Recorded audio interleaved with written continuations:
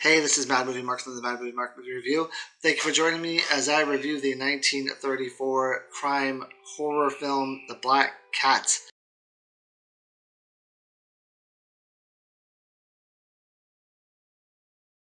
Hey, whoa, hold on a second. There's no reason to get violent. I think this is going to be a pretty good review. Stick around and give me a shot. Just not a knife. Just give me a shot. If this is your first time joining me, I'm reviewing every movie in this book, the 1001 movies you must see before you die.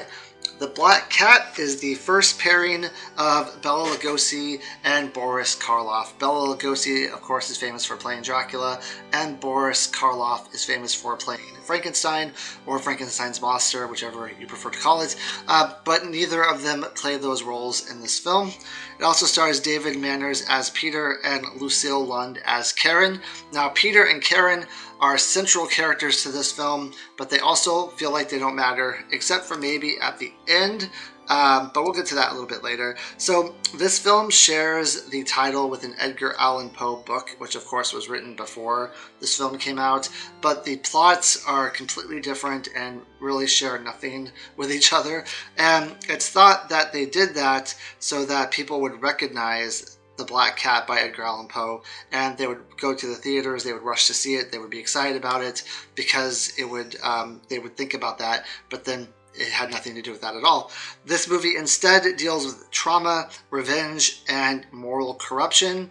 It was shockingly dark for 1934. This is still considered pre-code, but it would only be pre-code for a few months before, I think it's the Hayes Act kicked in, and movies were not allowed to deal with these type of subjects like they were in the early 1930s. So it references Satanism, necrophilia, which is implied, human sacrifice, and skinning alive. It was made one of Universal's most controversial and adult horror film ever. It also has Bela Lugosi in a rare role as a protagonist and not an antagonist. Now, this movie is called The Black Cat, but there is no real central Black Cat character in this film that you would lead to believe. There are black cats in this movie, but they don't really drive the plot. Instead, it's believed that the Black Cat represents misfortune, supernatural, witchcraft. The idea reflects curses, fate, having guilt, and buried past sins. I would say that it's very deceiving, to be honest. So when this movie opens up, we are introduced to Bela Lugosi's character. He plays Dr.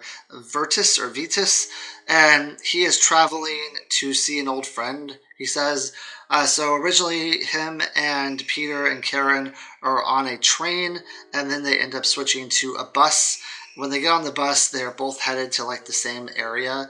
Only Vitus says he's going to see an old friend. Now the bus ends up crashing and the driver is killed. Karen is injured, and they end up crashing close enough to the home of, I don't even know how to pronounce Boris Karloff's character, so I'm just going to call him Boris throughout this review.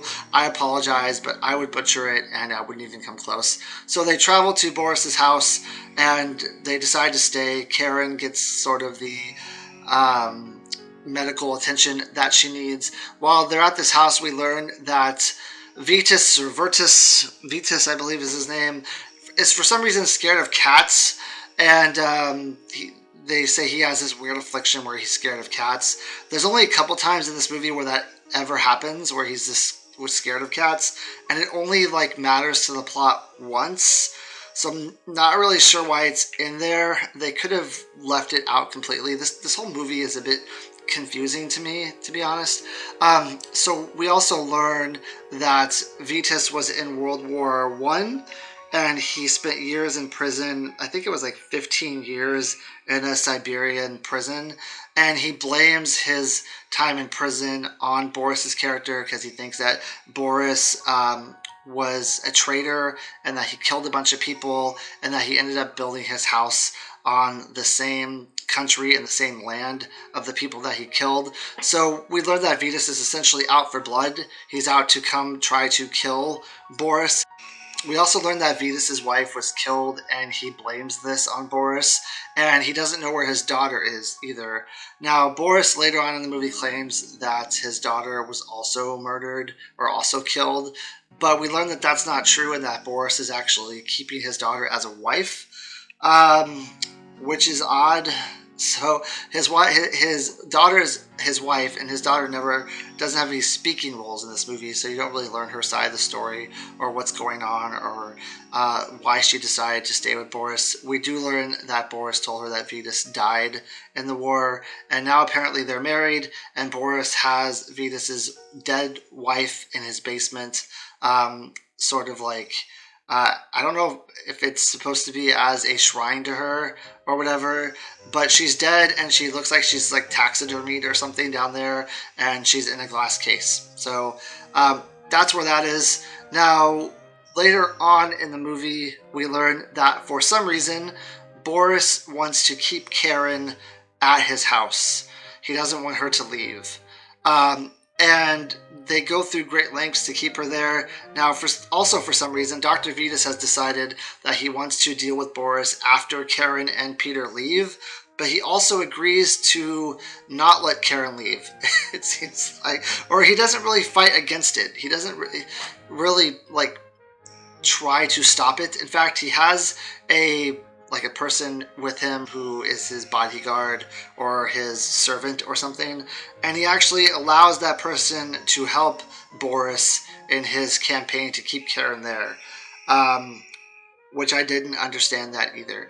So as things move along in this movie, Vitus eventually finds out that his daughter is alive and that Boris is keeping her there, and he tries to enact his revenge by killing Boris, which eventually does happen. He does kill Boris. There's also this weird scene where apparently Boris is the leader of some cult, and maybe he wants to keep Karen because he wants Karen to be part of his cult. It seems like a lot of the cult members he has in his basement or whatever are women. It's this weird scene where it looks like they're trying to take a page out of Metropolis. It really looks like a scene out of Metropolis where the lead actress is like giving the speech to a bunch of people, a bunch of the workers in the factory.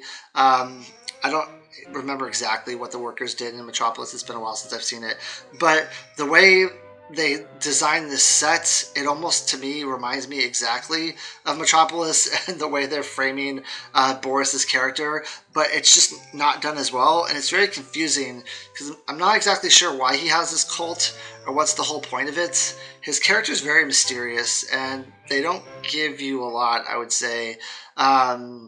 But a lot of times in those type of movies, it's fine if you're not spoon-fed things.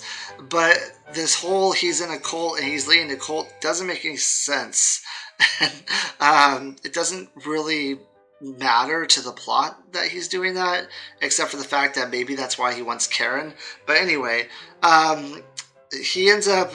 Dr. Vitus ends up killing him, and Peter and Karen end up escaping. Now, Peter is like a novelist, and after he escapes, he's reading a review of his most recent novel, and someone gave a really scathing review of it and said he should stick to things that he knows and not the supernatural or something.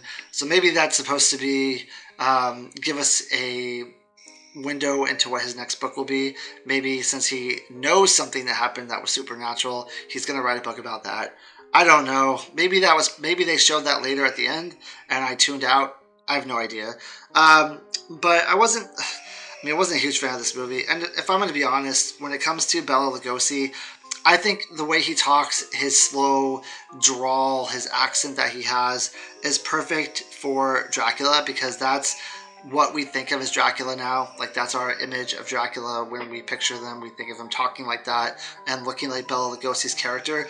But in this film, I felt his accent was distracting. I didn't think his acting was great either. But to be fair, I didn't think he was that great in Dracula either. There was another character in Dracula that I thought was 10 times better than Bela Lugosi. So maybe I just don't take to him as an actor very much. I didn't think he had that much range. He didn't show that much emotion to me. He's kind of stiff throughout the entire film, and I didn't think he was great. But if you want to talk about stiff acting, you can also talk about Boris Karloff in this film.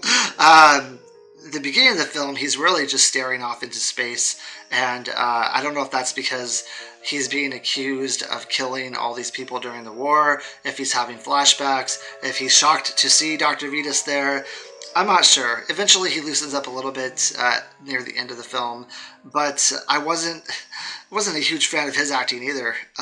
To be perfectly honest, I thought probably David Manners was the best actor in this film, but his character kind of gets lost in this movie because it doesn't really matter at all. I would say Karen's character matters more because she's the one who informs Dr. Vitus that his daughter is still alive.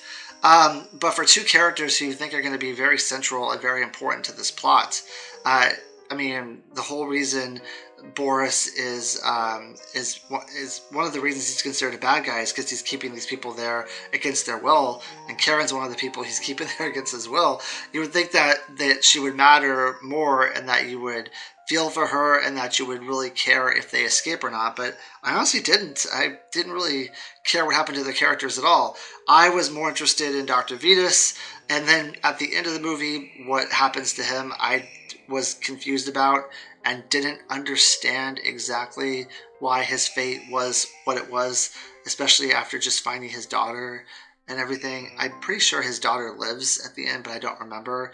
But he definitely gets his revenge, that's for sure, in a very gruesome and gory and terrible way. But then his fate ends up just, I felt like it was a cop-out. It felt like they were just doing it for shock value and to make it incredibly sad. But I don't know. I wasn't a huge fan of this movie. I thought it kind of was everywhere. The whole black introducing the black cat and Vitus having fear of black cat, only for it to go nowhere and for it to be nothing. To randomly put a cult in there, where, I mean, maybe they explained that earlier in the film. Maybe they went to great lengths to tell you why he's in a cult and what he's doing. But if they did, I totally missed it, and I was very confused and surprised when I saw what was going on screen. And then the ending wasn't great. I'm just not a huge fan of this movie. I didn't think it was very good. It's really sad because you have like two very iconic horror movie stars in this film. Maybe these two are two of the more iconic pairings you could have in a horror film, and it just wasn't great to me. It wasn't great at all. I do get that what they were doing here was considered dark at the time. It was probably revolutionarily dark for what they were doing. They were really pushing the envelope, and I give it credit for that, but I just don't think it's a good movie. But that being said, even though I didn't like it, I still appreciate what it did for horror films. I still appreciate that it was shocking, that it tried to move the needle, that it tried to be sort of revolutionary. It tried to do things. I don't think I've ever seen a movie where, I don't think I've ever even heard of anyone being afraid of a cat, to be honest. But I'll still give it a 7.5 out of 10, which for me is below. I would say my average is usually around 8. So it's a little bit below average. It's not a terrible movie.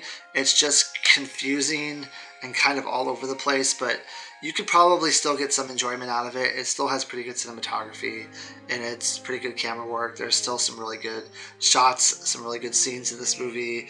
If you really like Bela Lugosi and Boris Karloff, you'll probably love it. So I'm going to give it a 7.5 out of 10. I hope you join me next time when I review a movie called The Thin Man, which I have never seen. I have seen After the Thin Man, which is the sequel, so it'll be fun and interesting to watch the first one. Thank you. Have a great day.